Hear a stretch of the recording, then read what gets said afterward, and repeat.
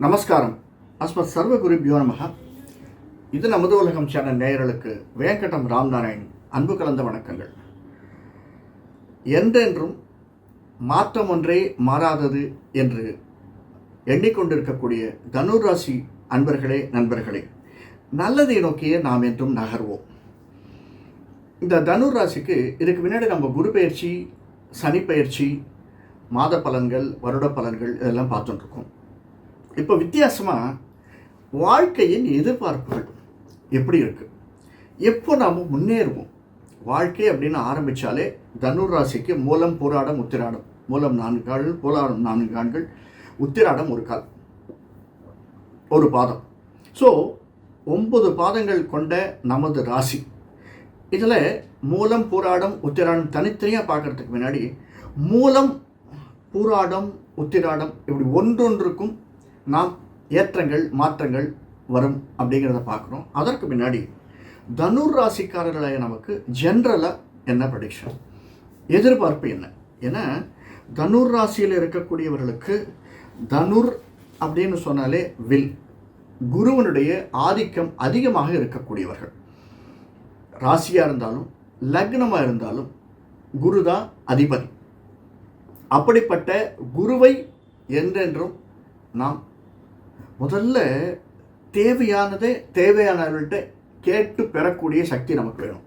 அது எப்படி சார் தேவையானவர்கள்கிட்ட அப்படின்னா, இப்போ நம்ம கவர்மெண்ட் ஆஃபீஸுக்கு போகிறோம், ஒரு தாசில்தார் ஆஃபீஸுக்கு போகிறோம்னா நேராக எடுத்தோடனே தாசில்தாரையை பார்த்துருவோம். கீழே இருக்கிற கிளார்க்கு, பியூன் எந்த இடத்துல வேலை முடியணுமோ அந்த இடத்துல வேலையை முடிச்சுட்டு திரும்பி வந்துடுவோம். நமக்கு வேண்டியது காரியம் தானே ஒழிய வீரியம் இல்லை. அதே மாதிரி தான் ஒவ்வொரு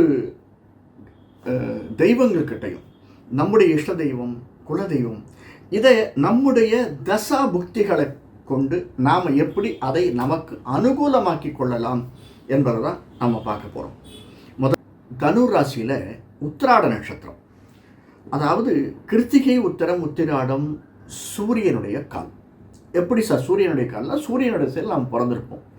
அதாவது செல்லு போக மீதி அப்படின்னு எழுதுகிற ஜாதகத்தில் எழுதுறது வந்து அந்த சூரியனுடைய கால்.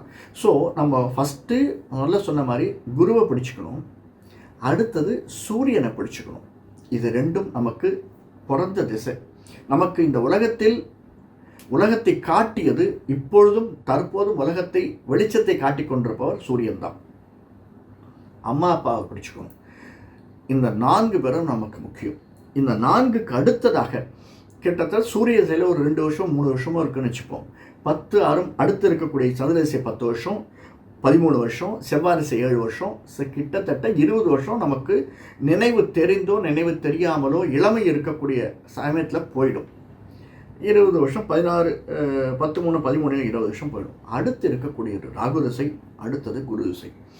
நமக்கு நல்ல டயத்தில் வரக்கூடியது ராகு திசை, நல்ல டயத்தில் வரக்கூடியது குரு திசை. அதாவது 20 அடுத்த 18 வருஷம், 22 வயசுன்னு வச்சுப்போமே. 22னா 18, 22 18 40 வருஷம், 40 16 56 வருஷம். அதற்கு அடுத்தது சனிசை 56லிருந்து 55லேருந்து ஒரு 20 வருஷம், 75. ஸோ நாம் முதல்ல இந்த 3ஐயும் நம்ம ஐடென்டிஃபை பண்ணிடணும் சார். அதாவது ஒரு கவர்மெண்ட் ஆஃபீஸுக்கு போகிறோம் அப்படின்னா நாம் யாரை பார்க்க போகிறோம், எந்த கிளார்க்கு, E1ஆ E2வா, எந்த கிளார்க்கை நம்ம பார்க்க போகிறோம்னு கரெக்டாக தெரிஞ்சுக்கணும். அதே மாதிரி ஒரு கவர்மெண்ட் ஆஃபீஸில் வேறு ஏதாவது ஒரு கம்பெனிக்கு போகிறோம் அப்படின்னா அது என்ன, சேல்ஸ் டிபார்ட்மெண்ட்டா, சர்வீஸ் டிபார்ட்மெண்ட்டா, அல்லது ஃபைனான்ஸ் டிபார்ட்மெண்ட்டா, அக்கௌண்ட்ஸா, எதுக்கு நம்ம போகிறோம் அதை நம்ம தெரிஞ்சுக்கணும். அதுதான் இந்த திசை. நமக்கு வரக்கூடிய திசை மெயினாக இருக்கக்கூடியது ராகு, குரு, சனி. குரு பேசிக்காகவே தனுர் லக்னக்காரர்களுக்கு, தனுர் ராசிக்காரர்களுக்கு குரு வந்து பூர்வத்தில் இருக்கான். அதாவது குருவினுடைய வீடு தான் தனுர் லக்னம், தனுர் ராசி. ஸோ குரு நமக்கு கட்டாயம் வேணும். நாம் ஒருவரை குருவாக பாவிக்க வேண்டும். நமக்கு அம்மா அப்பாவே குருவாக இருக்கலாம், வெளியில் நமக்கு கல்வி கொடுத்த ஆசிரியர் குருவாக இருக்கலாம், அல்லது சில பேருக்கு என்னென்னா, நம்ம கம்பெனியில் போய் ஜாயின் பண்ணுறோம் அல்லது ஒரு கவர்மெண்ட் ஆஃபீஸில் போய் ஜாயின் பண்ணுறோம், நமக்கு வழிகாட்டுவார். முதல்ல 2-3 வருஷம் வழிகாட்டுவார். அடுத்து நம்ம அந்த இடத்த விட்டு கிளம்பி போயிட்டாலும் அவர்கிட்ட ஃபோன் பண்ணி, சார் இது கரெக்டாக 10 வருஷம் கழித்து அவரை மீட் பண்ணாலும், சார் உங்களை தான் நான் நினச்சிட்டே இருக்கேன் எப்பயும். அல்லது 20-15 வருஷம் கழிச்சும் அவரை போய் பார்த்துட்டு வர்றது. ஒரு தஞ்சாவூர்லேருந்து கிளம்பிட்டோம், நம்ம வந்து சென்னை வந்துட்டோம், இருந்தாலும் அவருக்கு ஃபோன் பண்ணி, சார் நான் அந்த மாதிரி ஒரு ப்ராஜெக்ட் ஆரம்பிக்க போகிறேன், உங்களுடைய ஆசீர்வாதம் வேணும். இப்படி நம்ம குரு ஒருத்தர் நினச்சிட்டு இருக்கோம்ல, அவரை கண்டினியூஸாக பிடிச்சிக்கணும். அதை நீங்கள் தான் ஐடென்டிஃபை பண்ணணும். நம்ம ஐடென்டிஃபை பண்ணோம்னா அவரை கண்டினியூ பண்ணணும். அவருக்கு ஒன்றுமே செய்ய வேண்டாம், ஜஸ்ட் ஒரு ப்ளீஸ் கிவ், அவ்வளோதான். இப்போல்லாம் காலிங் இருக்குது, கால் பண்ணி ப்ளீஸ் பண்ணுங்க. ஒரு பர்த்டே விஷ் பண்ணுறது, மேரேஜ் டே விஷ் பண்ணுறது, அல்லது அந்த ஏரியாவுக்கு இப்போ கன்னியாகுமரியில் இருக்கார் அப்படின்னா நம்ம கன்னியாகுமரி எப்போயாவது போகச்சு, அல்லது அவர் இங்கே வரச்சு அவருக்கு ஏதாவது ஒரு சின்ன கிஃப்ட் வாங்கி போய் கொடுக்குறது, ஒரு பேனா வாங்கி, இந்த மாதிரி செய்யலாம்.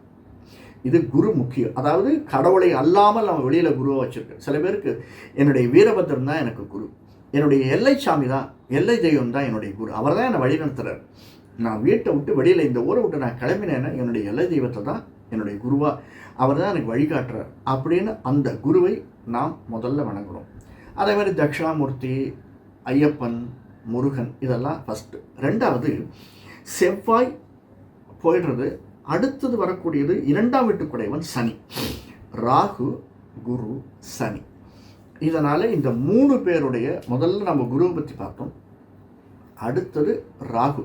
இந்த ராகு ஸ்தலம் அப்படின்னு சொல்கிறாங்க. நம்ம ஐடென்டிஃபை பண்ணோம்னா ஒரு 2-3 ராகு ஸ்தலங்கள் இருக்குது. காளஹஸ்தி, அல்லது நமக்கு வந்து திருநாகேஸ்வரம், வேறு 2-3 இடங்கள் இருக்குது. இந்த இடங்களுக்கு போயிட்டு ராகு காலத்தில் ஒரு 1/2 லிட்டர் அல்லது 1 லிட்டர் பாலை வாங்கி அபிஷேகம் பண்ணுவது. உங்களால் முடிஞ்சால் அங்கே வந்து ராகுகால பூஜை ஏதோ பண்ணுறாங்க, அதுக்கு பணம் கட்டி பண்ணலாம். முடியாதவர்கள் இந்த பாலை வாங்கி கொடுத்து, அதுவும் நம்முடைய நட்சத்திரத்தை அன்றைக்கி போனால், பர்த் ஸ்டார் அன்றைக்கி போனால் மிக மிக நல்லது. அப்படி பர்த் ஸ்டார் அன்றைக்கி போக முடியல அப்படின்னா, என்னைக்காவது நாம் அந்த பக்கம் போகச்சு ஒரு 1/2 லிட்டர் பாலை வாங்கி கொடுத்து அந்த ராகு காலத்தில் அந்த பூஜையை இருந்து பார்த்து விட்டு வருதல் அப்படிங்கிறது மிக மிக மேன்மையை தரக்கூடியது. அடுத்தது, இது தவிர இது ராகுகால பூஜை, ராகு காலத்தை நாம் வந்து கொண்டாடணும். அதே மாதிரி சனீஸ்வரன் தான் கடைசி ஃபேகண்ட். முதல்ல 20 வருஷம் போய்டுறது, அடுத்து 20, 16, 36 வருஷம், கிட்டத்தட்ட 55 வயசுலேருந்து 20 வருஷம், 75 வயசு வரைக்கும் சனியினுடைய தசை இருக்குது. ஸோ இந்த சனிக்கு நாம் என்ன பண்ணணும் அப்படிங்கிறத கடைசியில் பார்க்குறதுக்கு முன்னாடி ராகுவுக்கு இன்னும் 2-3 டிப்ஸ் கொடுக்குறேன். அதாவது, வீட்டை விட்டு நம்ம கிளம்பி போகிறோம் சார், வீட்டை விட்டு வெளியில் போகச்சு எதையாவது அருந்தி விட்டு செல்லுதல் அப்படிங்கிறது நல்லது. ஒரு சைன் பண்ண, எஸ்பெஷலி ஒரு அக்ரிமெண்ட் சைன் பண்ணணும். டெய்லி போகணுன்னு இல்லை, ஒரு அக்ரிமெண்ட் சைன் பண்ணச்சு, இல்லை சார் இன்றைக்கி போய் நான் வீட்டுக்கு லோன் வாங்க போகிறேன், அந்த சாரை போய் பார்க்க போகிறேன், அல்லது இந்த பேங்க்குக்கு போகிறேன் அப்படின்னுச்சு வீட்டை விட்டு கிளம்பிச்சு, உங்களுக்கு பிடித்தது டீயோ காஃபியோ ஏதோ ஒரு drinks, hot drinks, not cold drinks, சூடான பானங்களை அருந்தி விட்டு வீட்டை விட்டு கிளம்புறது அப்படின்னா கிட்டத்தட்ட உங்களுக்கு 70% காரியம் முடிஞ்ச மாதிரி. 100% முடியும்னு இல்லை, 70% காரியம் முடிஞ்ச மாதிரி. இதை நீங்கள் செய்து பாருங்கள். அடுத்தது, நம்ம வீட்டில் சைம்னு சொல்லுவாங்க. ஆதி காலத்தில் பூஜை அறையில் மணி இருக்கும். இந்த காலத்தில் பூஜை அறையில் சில பேர் மணி இருக்கிறது உண்டு. இந்த சைமை மாட்டி வைங்க, அது காதில் ஒலித்து கொண்டிருக்கக்கூடிய, அதாவது எப்பயும் ஆடிண்டே இருக்கணும் சார். அந்த மாதிரி அது ராகுவை நமக்கு ஞாபகப்படுத்தும். நீங்கள் பாம்பை பார்த்தீங்கன்னா சும்மா இருக்குவார், எப்போயும் அது நெளிஞ்சுட்டே இருக்கும். அந்த மாதிரி ஒரு இமேஜினேஷன் நல்ல விஷயத்துக்கு, அது ஒலியை எழுப்பக்கூடியது. குரு சவுண்டை கொடுக்கக்கூடியவன், அதை நமக்கு ரிசீவ் பண்ணிச்சு நல்ல ரம்யமான சவுண்டாக இருந்ததுன்னா சைம் வந்து வீட்டில் மாட்டி வைக்கிறது அவ்வளோ நல்லது. 3ஆவதாக, 4ஆவது, சனீஸ்வரன் கோயிலுக்கு போகிறது. அதாவது திருநள்ளார், இங்கே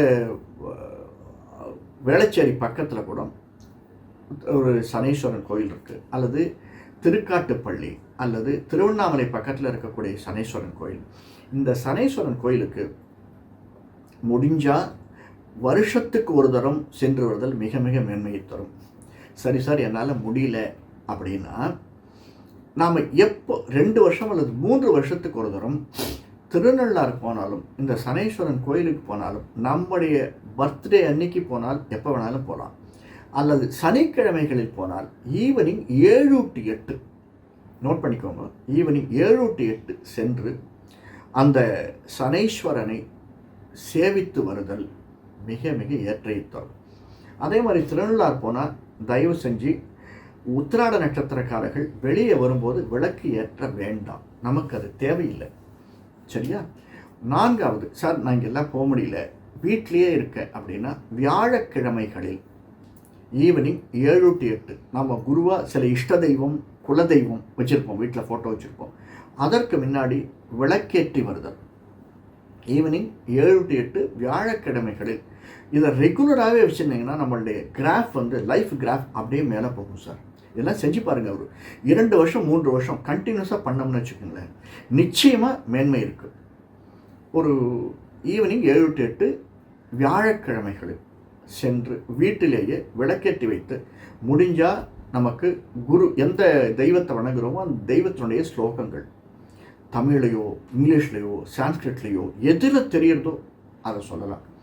பெட்டர் அந்த காயத்ரின்னு சொல்லுவாங்க, குருவனுடைய காயத்ரி அல்லது அம்பாளுடைய காயத்ரி அல்லது முருகனுடைய காயத்ரி அல்லது நரசிம்மராக இருந்தால் நரசிம்மருடைய காயத்ரி, பெருமாளாக இருந்தால் பெருமாளுடைய காயத்ரி. இதற்கு அடுத்து ஒரு முக்கியமான ஒரு விஷயம், நாம் எந்த கோயிலில் போனாலும் விநாயகரை தவறாது வணங்குவார்கள். அது விஷ்ணு கோயிலாக இருந்தாலும் சிவன் கோயிலாக இருந்தாலும். விஷ்ணு கோயிலெலாம் போனோம்னா இப்போ அந்த விநாயகருக்குன்னு ஒரு தனி சன்னதி வச்சுருக்காங்க, அது தும்பைக்கு ஆழ்வார் அப்படின்னு சொல்கிறாங்க. பரவாயில்ல, இருந்தாலும் அதுவும் இதே டயத்துக்கு தான், இதே ஈவினிங் 7 to 8 குருவாரம், அதாவது வியாழக்கிழமைகளில் சென்று விநாயகரை வழங்கி வருதல் மிக மிக மிக நல்லது. விநாயகரை வணங்க போகச்சே ஒன்றே ஒரு சின்ன காரியம் செய்யும். எங்கேயாவது வெளியில் ஒரு அருகம்புல் கிடச்சிதுன்னா அதை வாங்கி போய் அந்த குருக்கள் கிட்டேயோ அல்லது அங்கே இருக்கக்கூடிய பூஜாரி கிட்டேயோ கொடுத்து சாமிக்கு சேர்த்துருங்க, ஒரு ரூபா 2 ரூபா 10 ரூபா நம்மளால் முடிஞ்ச காணிக்கையை கொடுத்து சாமிக்கு இதை போட்டுருங்க அப்படின்னு விநாயகருக்கு செய்துவிட்டு அவருடைய அருளை பெற்று வந்தோமையானால் வாழ்க்கையில் ஏற்றம் என்பது நாம் எதிர்பார்க்காத அளவிற்கு நிச்சயமாக இருக்கும். இதை தவிர ஒவ்வொரு தனுர் ராசியில் 9 கால்கள், அதாவது மூலத்துக்கு 4, புராடத்துக்கு 4, உத்திராடத்திற்கு 1 என்று ஒவ்வொன்றுத்துக்கு 4 பாதங்கள், அதையெல்லாம் விவரித்து வேற ஒரு காணொளியில் போட்டிருக்கேன். அதனால் இது வரைக்கும் நீங்கள் சப்ஸ்கிரைப் பண்ணனா சப்ஸ்கிரைப் பண்ணிக்கோங்க, லைக் பண்ணுங்கள், உங்களுக்கு என்ன கமெண்ட்ஸில் போட முடியுமோ போடுங்க, அடுத்தவர்களுக்கு ஷேர் பண்ணுங்கள். பிடிச்சிருந்தா பெல் பட்டன் அழுத்தி அடுத்தவர்களுக்கு பிடிச்சிருந்தா ஷேர் பண்ணுங்கள். மீண்டும் சந்திப்போம். நன்றி, வணக்கம்.